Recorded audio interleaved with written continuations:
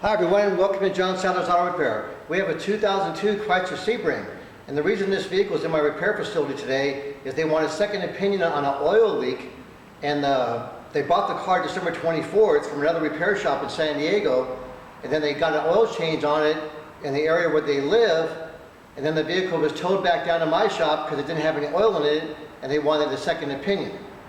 So here's some of the facts that we have. And see, December 24th, they bought the vehicle. It had about 137,000 miles on it, and the oil sticker was due for a change, so they went and got the oil changed, and they went to a Valvoline oil change center, Valvoline Instant Oil Change in San Bernardino, California. So I got the vehicle towed to my shop because the motor starts up and runs. The customer added some oil to it and got the motor to start again.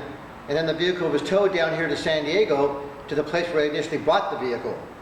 And so that company made a document saying, check notes and major customer stated had to add oil. Customer ran the engine low on oil. Customer stated oil was changed in January and the level was not checked.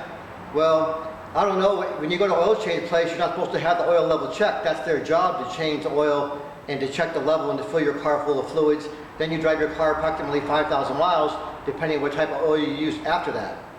So now we have the vehicle here. On none of these documentations do I see any inspection work being done. So they've driven 2,684 miles since the oil was changed. And you know, the vehicle with 1030 weight oil should go approximately 5,000 miles without a problem at all. So here's some of the facts that I found that I can show you on the vehicle now.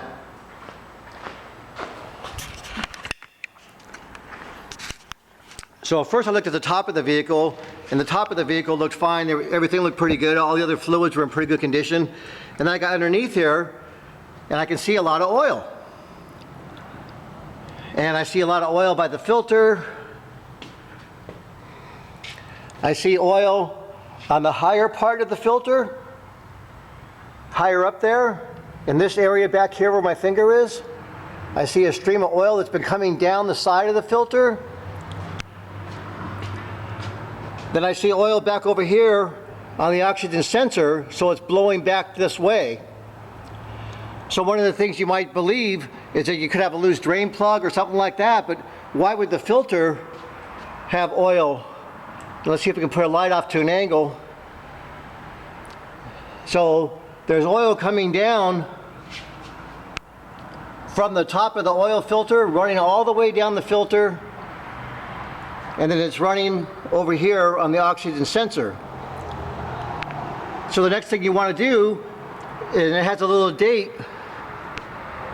of 1/30/115, and that's when the oil was changed by the company, and then it has somebody's initials on it.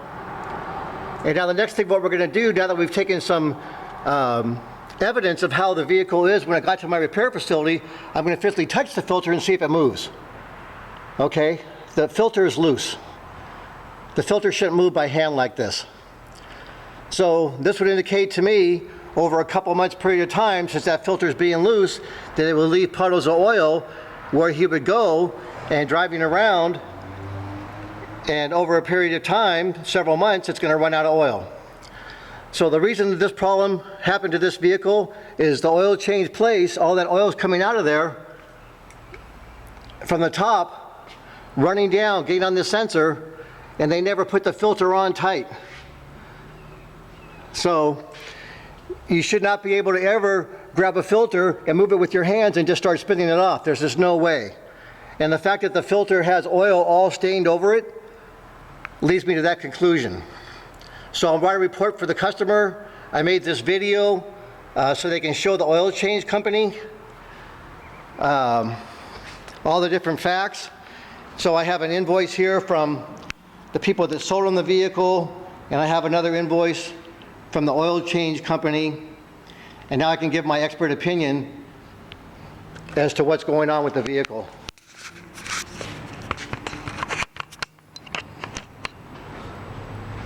So that's a little tip from John Sadler. Is it's kind of like being an investigator. Well, it is being an investigator. You have to look at the paperwork what he said and she said, then you have to physically examine the vehicle. Well, apparently I'm the first one to look at the vehicle, because if the other shop that they took it to would have looked at the vehicle, they would have seen the oil filter was loose. And so I've seen this problem over time happening before. So this vehicle needs to go back. They need to notify the Valvoline oil change company that the oil filter was loose, causing this vehicle to run low on oil and damage the engine internally. Thank you very much. Have a nice day.